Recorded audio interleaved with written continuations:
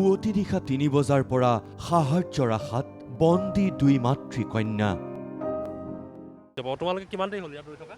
বহুত দেৰি হ'ল। কেলে ৰৈ আছা তোমালোকে? আমি ৩টা বজাৰ পৰা ৰৈ আছো ইয়াত কেইটা বজাৰ পৰা ৰৈ আছা? ৩টা মানৰ পৰা ৰৈ আছো। ৰাতিপুৱা ৩টাৰ পৰা। তাৰপৰা কি আশা কৰিছা এতিয়া? কিবা সাহায্য পাওঁ বুলি। একো নাই পোৱা। এই বিননি লখিমপুৰৰ নাওবৈচাৰ বানাক্ৰান্তৰ। হঠাৎ অশান্ত হৈ পৰা শিঙৰা নদীয়ে সকলো কাঢ়ি লৈ গ'ল। না ঘৰখন বাচিল, না ভঁৰালটো বাচিল। ৰিলিফ আনিবলৈ ইফালে দিছে, পানীৰ মাজত দিছে। কালি পানীত উঠিয়ে যাবলৈ হৈছিলোঁ মই। পানীত উঠিয়ে যাবলৈ হৈছিলোঁ। মতা মানুহ নাই, মানে দত দি চাগে মইতো মাইকী মানুহে যাব নোৱাৰে। কোনোদিনে পানী এনেকুৱা পোৱা নাই। এইবছৰ নিচিনা পানী হোৱাই নাই মানে। জীৱন শেষ কৰি থৈ গ'ল কালৰূপী বাৰিষাৰ বানে। লখিমপুৰত অব্যাহত বানৰ বিভীষিকা, প্ৰলয় আৰু হাহাকাৰৰ ছবি। অন্ন বস্ত্ৰ বাসস্থানৰ অভাৱত দিক বিদিক হেৰুৱাই দিশহাৰা হৈ পৰা বন্যাৰ্তৰ চকুৰে অহৰহ নিগৰিছে চকুলো। কাৰণ এওঁলোক এতিয়া অসহায়। খাবলৈ পোৱা নাই, ভয়ে ভয়ে পানীত আছো। এসাঁজ খাবলৈ পাওঁ নাই, পৰীক্ষাও দিব নোৱাৰিলো। একো কৰিব নোৱাৰিলা, চব শেষ। আশা কৰে যে কিবা এটা সাহায্য পাব। তোমালোকে কিমান দেৰি হ'ল ইয়াত ৰৈ থকা? বহুত দেৰি হ'ল। কেলে ৰৈ আছা তোমালোকে? আমি ৩টা বজাৰ পৰা ৰৈ আছো ইয়াত কেইটা বজাৰ পৰা ৰৈ আছা? ৩টা মানৰ পৰা ৰৈ আছো। ৰাতিপুৱা ৩টাৰ পৰা। তাৰপৰা কি আশা কৰিছা এতিয়া? কিবা সাহায্য পাওঁ বুলি। ঘৰৰ ভিতৰত একোৱেই নাই, তাৰমানে ঘৰত আৰু ঘৰৰ ভিতৰত একোৱেই নাই। ইমান পানী হৈছে, একো বচাব পৰা নাই, একো খোৱা নাই ৰাতিপুৱাৰ পৰা।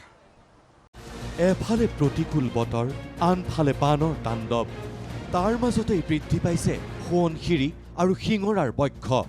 কিন্তু ৰাইজৰ অভিযোগ, গড়কাপ্তানি বিভাগৰ বিষয়াৰ অৱহেলাৰ বাবেই তলৌহাট ফুলবাৰী চিগাপথত নপৰিল এটাও মাটি ভৰ্তি বস্তা।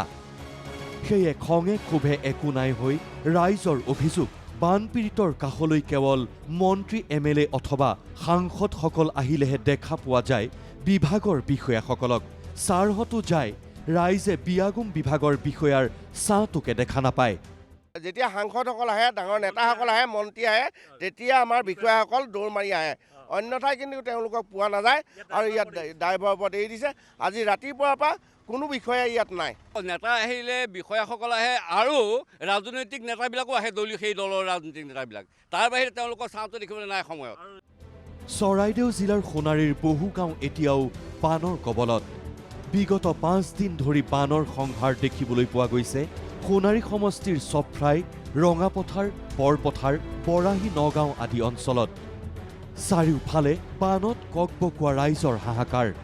5 দিন ধৰি পৰা আমি উঠি আছো বানপানীত, লেকিন মানুহ আজিলৈকে আহি পোৱা নাই। আপোনাৰ 4 বেগ চাউল মানুহ আছে, 200 ঘৰ মানুহ আছে। 200 মানুহ যদি আধা কেজি এপোৱা চাউলো হোৱা নাই। কালি আমাৰ দাইল দিছে, আপোনাৰ ৱাৰ্ডত দিছিলে, এটা ৱাৰ্ড। আনহাতে এই দৃশ্য হাইলাকান্দিৰ বানৰ পিছৰ ছবি এয়া। কাটাখাল নৈৰ সংহাৰৰ স্পষ্ট ছবি বিদ্যালয়, বাসগৃহ, ৰাজপথত। দুৰ্ভোগৰ যেন সীমা সংখ্যা নাই বানাক্ৰান্তৰ। Bureau report, news live.